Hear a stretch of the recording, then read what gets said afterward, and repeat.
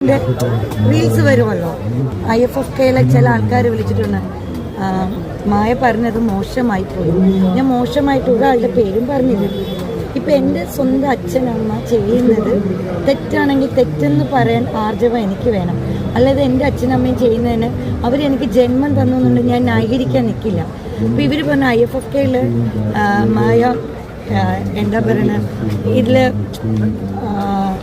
മെമ്പറും കൂടിയല്ലേ, മെമ്പർ എന്ന് പറഞ്ഞാൽ ആ മെമ്പറല്ല, അവർ മായ കമ്മിറ്റിയിലുണ്ടാണല്ലോ.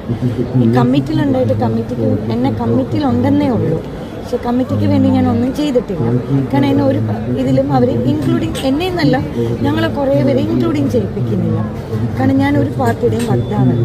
ഞാൻ കോൺഗ്രസിൻ്റെ അല്ല, CPM-ൻ്റെ അല്ല, BJP-യുടെ അല്ല. അപ്പം ആര് നല്ലതാണെങ്കിലും നല്ലത് പറയാൻ ഞാൻ ആദ്യം, ഇപ്പം EK നയനാർ സാർ നല്ലതാണെങ്കിൽ നല്ലതെന്ന് ഞാൻ പറഞ്ഞില്ല. ഉമ്മൻചാണ്ടി ആയാലും പറയും, ആരെയായാലും നമ്മൾ പറയാറുണ്ട്.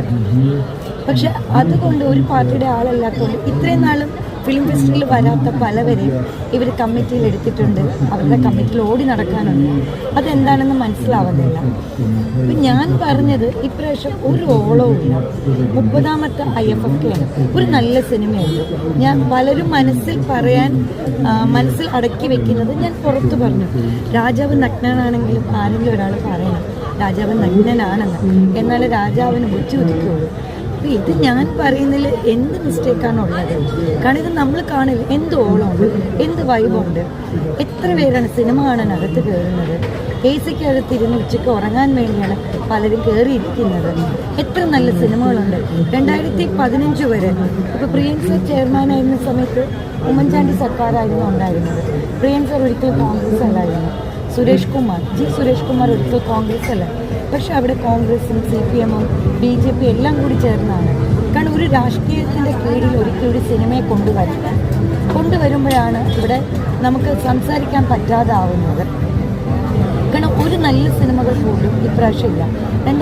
ഞങ്ങൾ മുമ്പൊക്കെ, കാരണം ഞാൻ ഇപ്പോഴല്ല IFFK കാണുന്നത്. IFFK കാണാൻ തുടങ്ങിയിട്ട് വർഷങ്ങളായി. കാരണം ഇപ്പം ഇവിടെ എത്ര ആമ്പിള്ളരും പെമ്പിള്ളരും വരുന്നത് അവർ വരുന്ന സിനിമ കാണാനല്ല. ഇന്നിപ്പോൾ കുറച്ചുമ്പോൾ എൻ്റെ അടുത്ത് പറഞ്ഞതേ ഉള്ളൂ, ഞങ്ങൾ എൻ്റെ അടുത്ത് വരുന്ന സിനിമ കാണാൻ ഒന്നുമല്ല, ഫ്രണ്ട്സായിട്ട് ചുറ്റിക്ക് നടക്കാനും പുതിയ ഫ്രണ്ട്സുകളെ ഉണ്ടാക്കാനാണ്. ഓക്കെ, ആയിക്കോട്ടെ. അപ്പോൾ അതാണ് IFFK അല്ല. ഫിലിം കാർണിവലല്ല, ഫിലിം ഫെസ്റ്റിവൽ പോലെ കാണണം. നമ്മുടെയൊക്കെ ലൈഫ് ചെറുതാണ്. ഞാൻ അതിനൊന്നും ഒരിക്കലും ഞാൻ കുറ്റപ്പെടുത്തില്ല. നമുക്ക് എല്ലാവരും അടിച്ചു പൊളിക്കട്ടെ. പക്ഷെ ഫിലിം ഫെസ്റ്റിവലായിട്ട് കാണണം. അതൊരു കേരളത്തിൻ്റെ അല്ലെങ്കിൽ തലസ്ഥാനത്തിൻ്റെ ഒരു അഭിമാനമാണ് IFFK. അത് ഈ കഴിഞ്ഞ വർഷം